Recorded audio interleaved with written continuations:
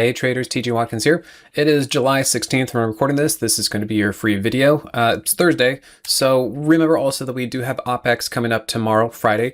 There are a few moving parts that are kind of happening out here, partly because of that, partly we're losing the AI trade. There has been some rotation.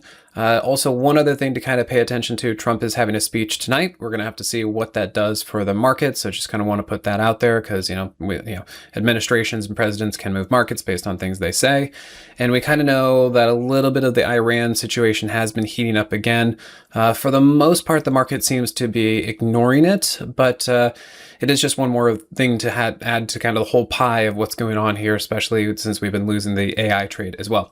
So remember, you can come over to simplertrading.com/Moxie, and that's where you guys can find more information about me. You can come over for a $7 trial for 30 days, and that way you can see what I do for trading and help you navigate this market. So on that note, as far as navigating the market, what I'm seeing here is all the indices are kind of in different positions. And one thing to be looking at this is the Mag 7 have become defensive names again. So flight to safety, we're seeing a lot of money coming into them. They've been up. If you're not already in, I wouldn't want to chase them. There is always the possibility that if this market really does get weak, they could be sold off as well. And then you kind of look at the AI trade. Basically anything related to the AI, ecosphere has been coming down and having a hard time.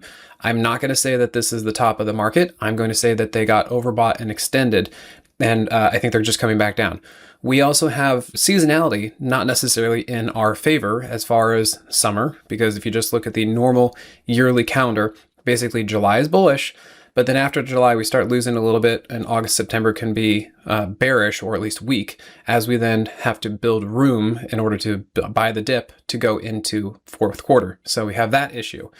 And then we also have midterms. So this is the second year of presidential cycle, and that tends to also be weak leading up to elections because, money follows politics, because bigger institutions need to know, what's the political landscape so they can figure out where to put money and where there are going to be investments, because, rules and laws and just political leanings change based on midterms. So that's another reason why we could be seeing some weakness in through here as well.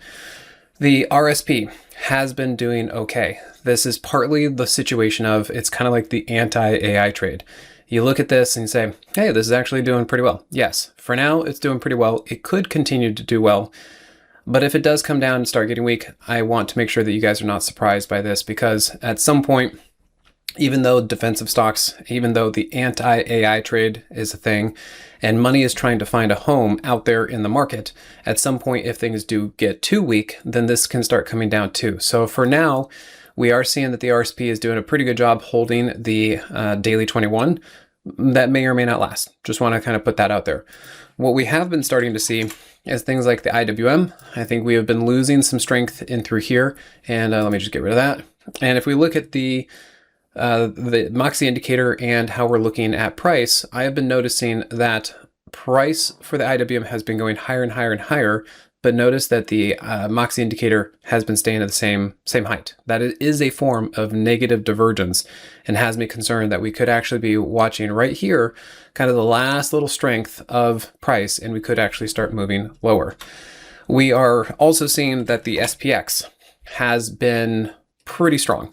And I know a lot of people out there are looking at this and saying it's still a bull market, and technically it's still a bull market, but I do think we're kind of getting ready for some sort of correction or some kind of weakness. And while the Moxie Indicator, while the S&P does look good, I just want to make sure that you guys are aware that things could change and we could actually be witnessing some weakness starting to come in here. What I've been discussing is that as of the last week or two, price has been holding the hourly 50, but really even as of today, we are starting to see price might be breaking below the hourly 50, which could be the beginning of even the SPX starting to come down and get a little bit weak. The semiconductors are so big and so much part of the market that if they continue to come down, they could really put some pressure on the SPX, even though there is a balance between, say, the equal weight and the cap weight, or tech and everything else. So just, on the surface looks fine, but I think we could be running out of some strength in through here. And I think that could be something we need to watch for.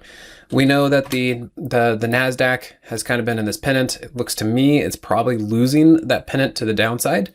And if we look at the, again, if we can zoom out here, if we look at the Moxie Indicator, the hourly Moxie Indicator has been below zero for several weeks and is not looking bullish to me. So I think we're kind of starting to lose tech. You can see we are continuing to come down. I would certainly be on the defensive. I would not be pressing things to the long side. You can short things if you want, but this is not a very strong time of the market. It's not a strong time of the year, and it's not a strong time of the presidential cycle also. You think about what's been happening with the semiconductors. This has been absolutely incredible. This has been just an absolutely legendary move for the market, for the world, and just everything that's been happening. But not everything goes up forever. And I know a lot of people are out there just wondering, like, oh my gosh, is this the end for AI? Is this the bubble being popped? Is the semiconductors, are they toast? It's way too early to say that. And if we get some context, let me show you guys here on the higher time frame of basically the weekly and the monthly. Even if we start to see the semiconductors come down a bit, they're coming down from a near vertical move that's happened over the last several weeks. Just from a technical standpoint, things don't go up forever. They come up, they pull back, they go sideways, they consolidate, and then we go again. And so I want to make sure that you guys look at this and just don't say that the sky is falling necessarily. I know it's pretty rough out there for certain sectors like this, but depending on where you got in and how you're positioning yourself, this could be fine. And maybe we just need to wait it out, because I can't say that this is bearish yet. It went from being extremely, extremely overbought to simply pulling back at this point. And we're just going to have to back off, wait, and see where this thing wants to go and give it some time in order to refresh. Again, seasonality is not in our favor either. And this might take a few weeks or a couple months to cycle lower before we can actually get ready to go back to the upside, okay?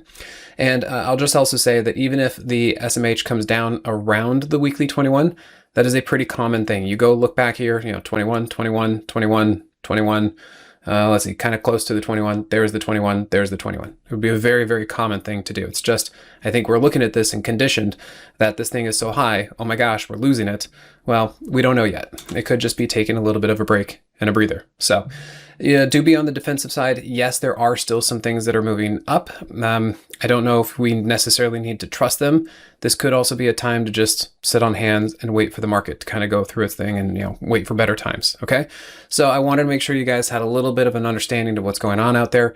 The SMH specifically, I believe it is losing the daily 50. You can see I see here that it has broken this trend line, and so it could keep coming down. And I think we need to be careful about that, because it is so much a part of the SPX and what that could do for the broader market for now. Okay, guys? So thanks again for your time. Remember, come over to simplertrading.com/Moxie if you want to find more information about me. And otherwise, I'll see you guys at the next one. Take care. Hey, TG here with Simpler Trading. Thanks for watching. If you enjoyed this video, be sure to leave a like or comment below. Also, make sure to subscribe and click that notification bell so you can stay up to date with my market analysis. Or you can join my free newsletter with the link in the description. Good trading, and I'll see you at the next video.